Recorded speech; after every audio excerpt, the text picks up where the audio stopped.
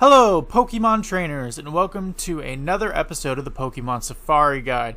And this is one that everybody has been waiting for because, well, Tyranitar is a fan favorite.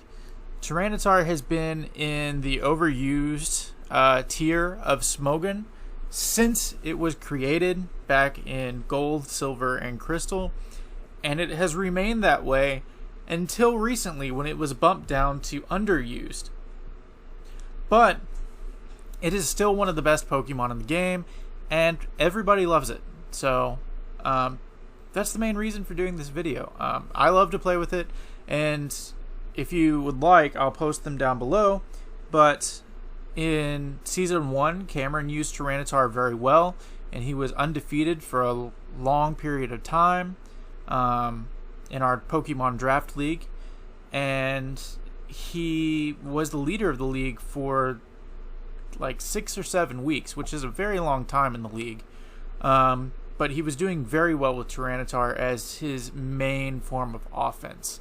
And recently I used Tyranitar in Season 3 in my Dark type gym for our gym battles. He was also, again, the main form of offense within my gym. And I'll be posting that build as well as Cameron's build, and they're pretty similar, pretty much the same. But it is a great Pokemon to have. At least have it, ready to go if you want to use it, because it is an excellent Pokemon and it does great coverage. It's hard to counter, especially with weakness policy, which we'll get to. But without further ado, Tyranitar, Galar number 385, National number 248. Tyranitar is known as the armor Pokemon. Its shiny is pretty cool. I wouldn't say it's better or worse than the original, but it's nice to have shinies, so if you have time, definitely shiny hunt it. It evolves from Pupitar, or Pupitar, however you want to say it, at level 55, which evolves from Larvitar at level 30. Its typing is rock and dark type, which means it has a 4 times weakness to fighting, which is the main thing that you got to watch out for. It has weaknesses also to fairy, steel, water, grass, bug, and ground. I know that it looks bad that it has so many weaknesses, but that's actually pretty useful with the item weakness policy. It has resistances too. It's immune to psychic, resistances to normal, fire, poison, flying, ghost, and dark. So it's got a lot of resistances, but a lot of weaknesses.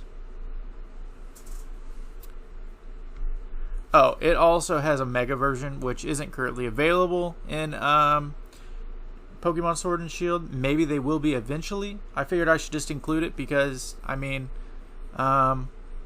might be in eventually, and by the time that it is, then this video needs to reflect that. Here are some Pokedex entries. You could take the time to read them if you want, just pause the video, but I'm not going to go into too much depth on them. Basically, it just says how impervious and how strong Tyranitar is, that he can move mountains and change the landscape. Tyranitar is a pseudo-legendary, meaning he's not a legendary, but his base stat total is 600, which is the highest that you can get if you're not a legendary. So yes, he's a pretty big deal. Yeah, super high attack stat, which is one of the main reasons. A defense of 110, special defense of 100. His speed is pretty lacking, but his other stats are ridiculously high, so they make up for it. So this is what Cameron has called the Speed Tar build. You max out your speed, jolly nature, max out your health, and you gain the attack bonuses other ways, via weakness policy and Dragon Dance. This makes it so that you can outspeed opponents with a Tyranitar, which is not really something that people see coming that often. And if you can get a Dragon Dance off, activate weakness policy, and then Dynamax, it's over. The reason I have Earthquake, Stone Edge, and Iron Head is because once it is Dynamax, it is super useful to use Earthquake and Iron Head to raise your defense or special defense depending on the Pokemon you're fighting. It's going to do massive amounts of damage if you are +3 attack up anyway, so like just raise that defense and just keep sweeping as much as you can. But yeah, that's the focus. Maximize health and speed, get the Dragon Dance off, and then trigger weakness policy, Dynamax, and sweep. This is typically a singles build. Doesn't work out so well in doubles, so keep that in mind. But you'll want to run Sandstream, which is it summons a sandstorm when it enters a battle. But when a sandstorm is active, rock, ground, and steel types get a boost to their special defense, which is part of the reason that Tyranitar is so strong. Is he already has a high special defense, but with that boost, he's like pretty hard to take down in one hit. His other ability is Unnerve, which prevents opponents from eating berries. Just kind of useful, I guess, if you absolutely know that one of the integral parts to your opponent's strategy is eating a berry, but that is not going to happen very often, so I would always stick to Sandstream. Sandstream also gets rid of Focus Sash, which is super useful. Alternative moves: Aerial Ace, Aqua Tail, Avalanche, Breaking Swipe, Brick Break, Brutal Swing, Bulldoze, Crunch, Fire Punch, Foul Play, Giga Impact, High Horsepower, Ice Punch, Outrage, Rock Slide, Shadow Claw, Superpower, and Thunder Punch. So you can see from these alternative moves that he has a ridiculously large move pool, and a variety of types within that move pool that you can use to cover any kind of weaknesses on your team. And keep that in mind whenever you're building your team, because you could switch out Stone Edge or Iron Head or Earthquake, any one of those. You could put in Crunch if you wanted to. I mean, it's a stab move, so it's pretty strong, and there's not a whole lot of defenses to Dark type other than Steel and a couple others. But yeah, so like just kind of play with it depending on what your team builds are. The other build is a doubles attacker build, and this one's a little bit more standard. There's not much speed, but you maximize your attack. This is what you're going to run next to your Togekiss or some other kind of follow me user. But basically, like next to Togekiss, it does massive damage. Choice Band, Earthquake them to death. Rock Slide them to death for that stab. Use Crunch as you need. Thunder Punch to protect against water weaknesses. But yeah, works super well against or next to a Follow Me user. You can run Weakness Policy, Life Orb, or Citrus Berry if you want to. But I find that Choice Band with the Follow Me user next to you is going to give you the most bang for your buck. Alternative moves, pretty much the exact same thing on the other page, so I'm not going to read them all to you again. You can pause and read them yourself. But yeah, like I said, large move pool. But you're going to want to, on this one, you want to keep Earthquake and Rock Slide, because Earthquake misses your ally Togekiss, or if you have another flying type in there, like Noivern with Tailwind, very useful to speed up Tyranitar. But yeah, that's what I would do, is keep a flying type next to him and just Earthquake everything to death. But yeah, that is the doubles attacker build. Here we have a special bulky build, and this is not used that often, but it could be. It's very useful because he already has a high special defense.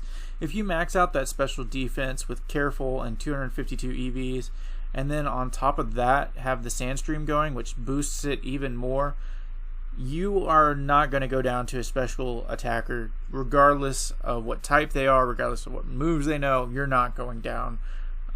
You'll be able to get a Stealth Rock off, Toxic them, you could rest to heal. And then I have Stone Edge in there. Just it's a high attack stat, high critical chance, so it's pretty useful. But yeah, this is just an absolute bulk, being able to get the Stealth Rocks off, which is pretty useful. Leftovers, alternative items you could run are Citrus Berry and Weakness Policy. You could run max defense instead of max special defense to be more well-rounded. Again, just depends on the team that you're facing. if you don't know what Pokemon they're bringing, then you might want to go well-rounded just to play it safe. But if you're going against a special attacker, like I said, there's nothing they can do. Alternative moves, basically the same things as before, with some exceptions in Sleep Talk, which would be useful with this build if you want to use that instead of, say, Stealth Rock or Toxic. You could do that to try to get Stone Edges off after resting. Substitute is another good one that you could run. Swagger, Taunt, Protect. Sand Tomb is also, like, if you're going for being really annoying, if you trap them in a Sand Tomb where they can't leave, you got a Toxic going, and they're taking damage both from Sand Tomb and from Sand Stream at the end of the turn, they won't last very long, and they're going to be pretty annoyed, especially if you combine that with Protect. It's pretty deadly, pretty annoying, but, you know, sometimes, you know, Toxic's fun. I like using Toxic a lot. It's one of my go-tos if I can use it. So, yeah, that is the special bulky build. Not run very often, but it should definitely be given some love in the Pokemon community. This has been a product of Couch Pilot Games. You can follow us on Twitter and Instagram at Couch Pilot Games, or join us on Facebook at Couch Pilot Games, where you can get updates on all things dealing with couch aviation. You can also join our Pokemon Draft League and get in more touch with the community, be able to talk to our trainers, our admins, our pilots, just to, like, let us know what you like, what you don't like, what we can do better, because we want to do as much as we can to serve the community and to spread our love of Pokemon with you. Again, thank you so much for watching this video. Thank you for your time. Thank you for supporting Couch Pilot Games.